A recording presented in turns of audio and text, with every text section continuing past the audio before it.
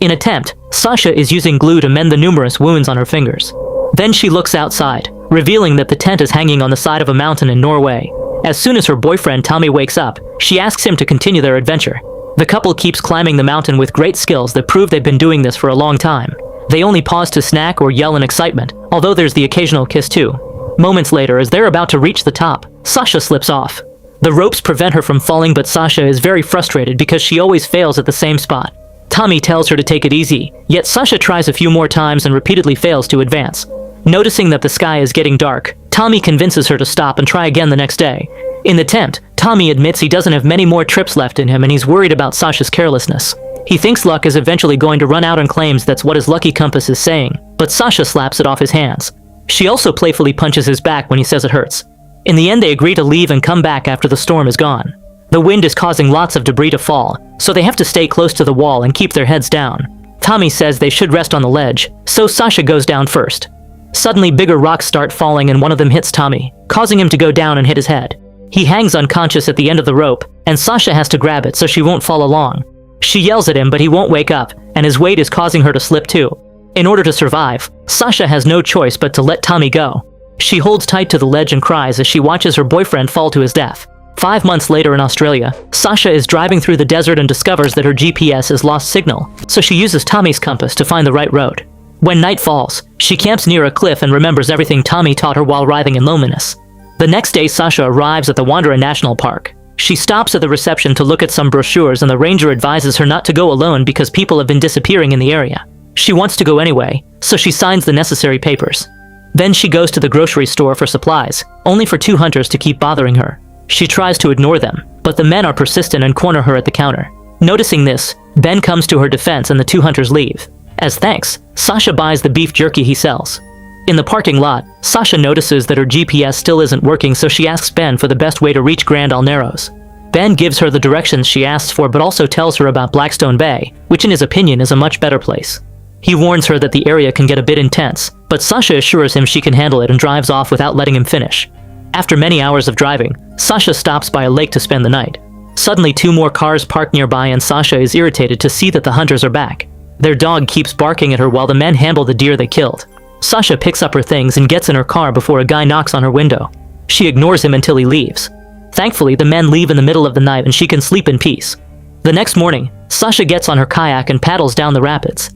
The current shakes her a few times, but she's good at this and keeps going without any trouble. When she finds a waterfall, she throws the kayak down and then jumps into the pond. As her adventure continues, she's disturbed to find the pictures and other belongings of the campers that disappeared hanging on trees.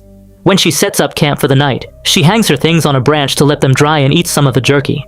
The next morning, Sasha discovers that her things are gone. When she returns to her tent, she's startled by a snake. Afterward, she continues kayaking and finds a boat abandoned near a path, so she decides to investigate. Among the trees, there's a small camp and Ben, who is very happy to see her.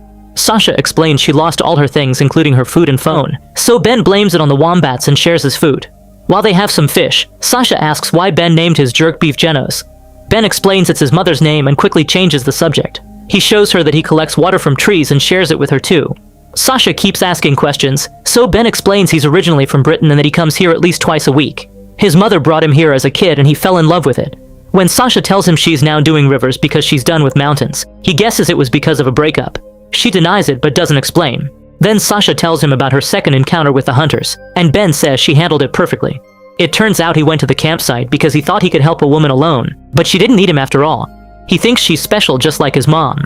Obviously creeped out by this, Sasha tries to leave, but Ben blocks her and she notices her bracelet on his wrist.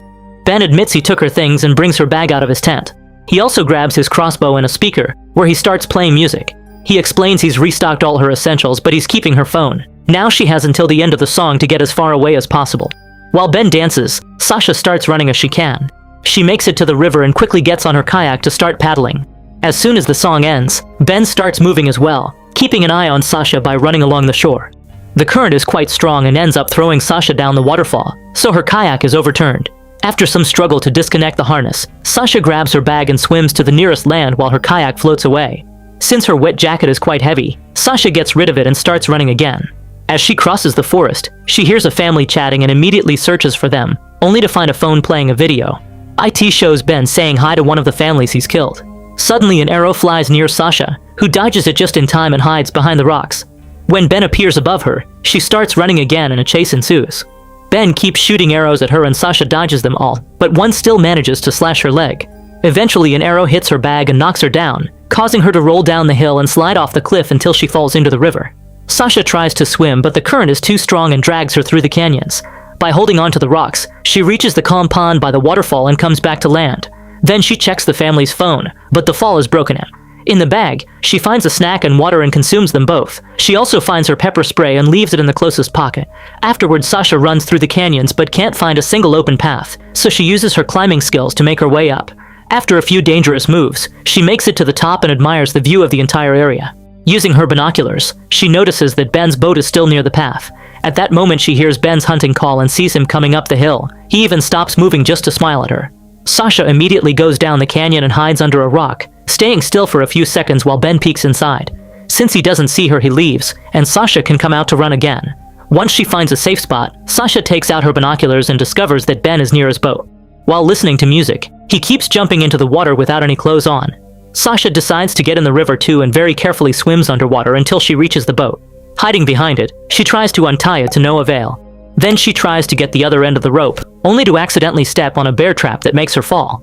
Ben hears her scream and rushes to get dressed before pulling the chain to start dragging Sasha back to land.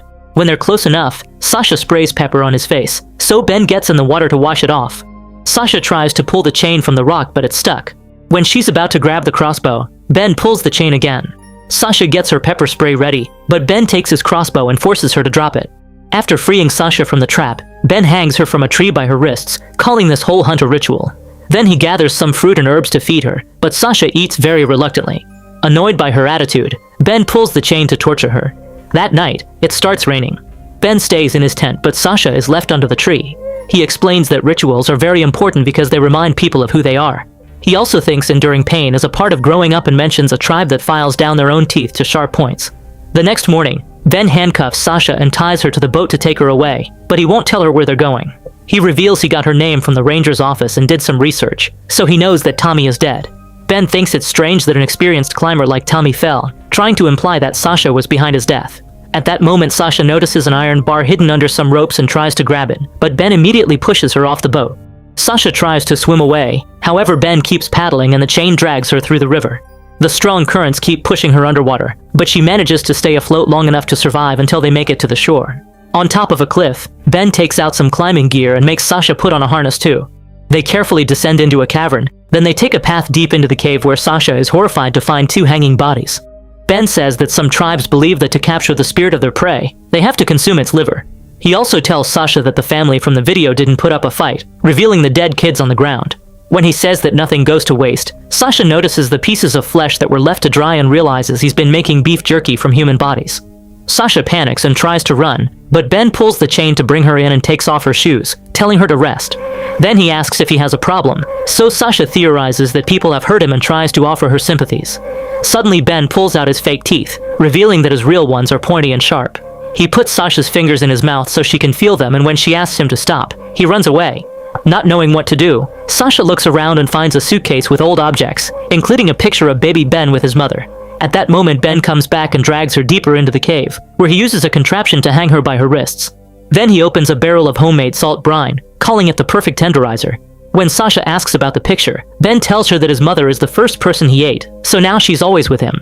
He hugs Sasha, saying he'll keep her with him too. After insulting him, Sasha bites a chunk of his ear off and wraps her legs around him. Ben struggles until he frees himself, causing the chain to come loose from the contraption and Sasha to fall. When she tries to escape, he grabs her t-shirt, but it also breaks and she can start running. Ben tries grabbing the chain next, however Sasha pulls it off his hand and jumps into the river. A furious Ben immediately jumps too and grabs the chain again to attach it to his harness. The current drags them both down the waterfall and into the rapids, where the chain gets stuck on a rock. The weight of their bodies soon releases it and the current drags the duo down again, causing Ben to hit his head and fall unconscious. Now the chain gets stuck on a branch underwater, so Sasha tries to disconnect it from his harness. Unfortunately, she can't, so she moves the chain and swims to the surface with Ben. Afterward, she grabs a rock and tries to break the chain to no avail. At that moment, Ben wakes up, so Sasha runs to push him underwater to try to drown him. Since he's stronger than her, he manages to resurface, so Sasha starts choking him with a chain instead. Ben knocks her down and keeps her close using the chain. Then he sits on her to choke her in return.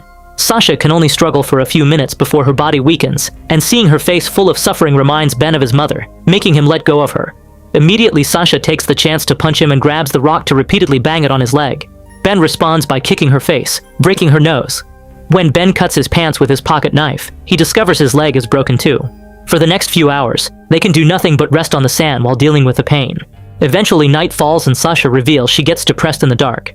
She tells Ben what happened to Tommy and cries as she explains how guilty she feels, since she'll never know if he was still alive when she let go. She admits she should have listened instead of pushing. The next morning, Sasha notices that Ben's wound is rotting. She asks about the path in the forest and Ben says it's 12 days of walking, so Sasha concludes they should climb instead. Ben thinks that's crazy, but she points out that if they don't, he'll die of an infection. Seeing no other options, Ben gives her the harness so she can lead the climb. He promises to set her free at the top, but if she tries to push him while they climb, he'll bring her down with him. Then he finally takes off her handcuffs. Sasha organizes and ties all the ropes, creating a booster for his broken leg. The climbing begins, and once again Sasha proves she has great skills even while barefoot. When Ben is out of sight, she tries taking off the harness, but Ben notices her arm movements and immediately pulls the ropes to make her fall. Sasha kicks his broken leg as punishment, saying she had only been adjusting the harness. As the climbing continues, Ben wonders if Tommy's fall looked like he was falling, but Sasha refuses to answer. Eventually, she reaches a ledge and ties the ropes to a small tree. Then she starts taking off the harness, so Ben pulls the rope again to make her slip off. This time she manages to hold on to the tree, so Ben's pulling finishes, taking the harness off. Now Sasha can climb back on the ledge and untie the ropes, letting Ben fall to his death. Although she has no equipment, Sasha keeps on climbing, making risky moves and slipping off a few times. However, she never gives up and recovers from every mistake until she finally makes it to the top. She lies down to rest and laughs in relief, but it soon turns into tears. Then she walks for hours and reaches the path at night, where a car finally sees her and rescues her. The drivers agree to take her back to her vehicle. In the morning, Sasha returns to the reception and tells the ranger where to find all the missing people. Sometime later, the authorities retrieve all the bodies and the incident appears on the news. When Sasha is allowed to leave, she goes to the beach and kisses Tommy's compass before throwing it into the sea, finally letting go of her guilt. So friends, I hope you liked this video. If you liked the video, then like, share, and subscribe to the channel. See you in the next video. Till then, bye.